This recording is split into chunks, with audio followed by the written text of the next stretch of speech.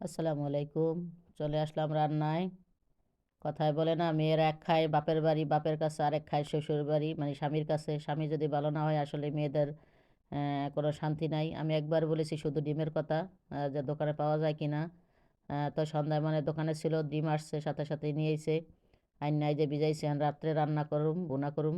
বলে যেন তুমি সাথে সাথে রান্না করে খাও। দেখেন ডিম, আমি তো এই ডিম দেখলে তো আনতামই না, 10 টাকা প্যাকেট।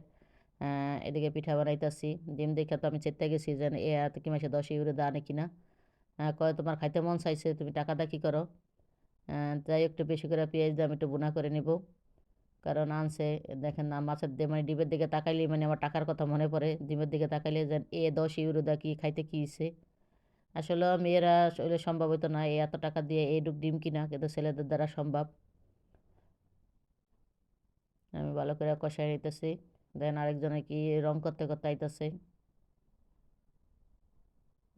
এদের নিয়েই আমাদের সারা দিন কাটে।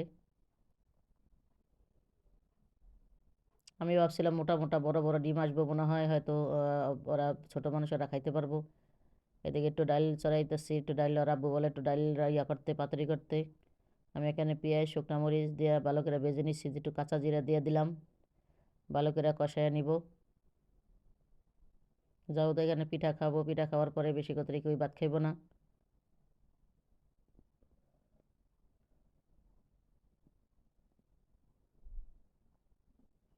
এই পিঠার ভাগ্যে আজকে 2 ভাই আইছে।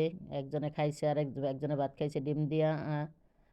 আর ডিমের নাম অবশ্য দেখেন, ডিমের যেই সাইজ, একজনে 2 পিস করে মানে ভাগে পাইছে।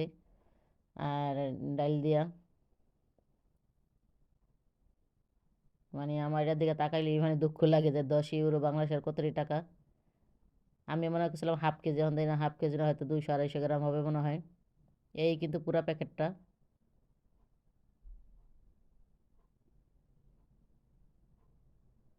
আমি ডালটা ভালো করে কষায় একটু পানি দিয়ে দিব।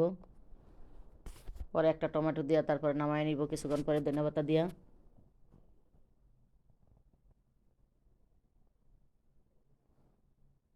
এই যে আমার ডিম বোনা কিন্তু হয়ে গেছে। কিন্তু ওর আব্বুর কাছে বেশি একটা মজা লাগে নাই, ওই এক ভাই খাইছে, ওর কাছে নাকি মজা লাগছে। এই যে পিঠা, তাদের পিঠা বানাইছি দিয়ে আসি গরম গরম। পিঠা খাইতে আসছে বাইরে বলছিলাম।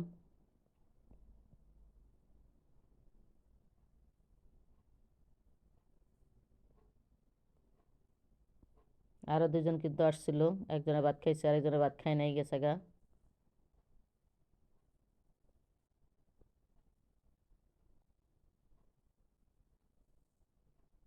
এদিকে আবার মেয়ে কেএফসি খাইবো, কেএফসি বাজাইতেছি।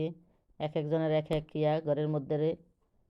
ওই যে আরেক বাসায় 5টা পিঠা দিলাম বানাইয়া গরম গরম। ওই যে আমার ছোট দেবর এখানে, ওদের দিলাম।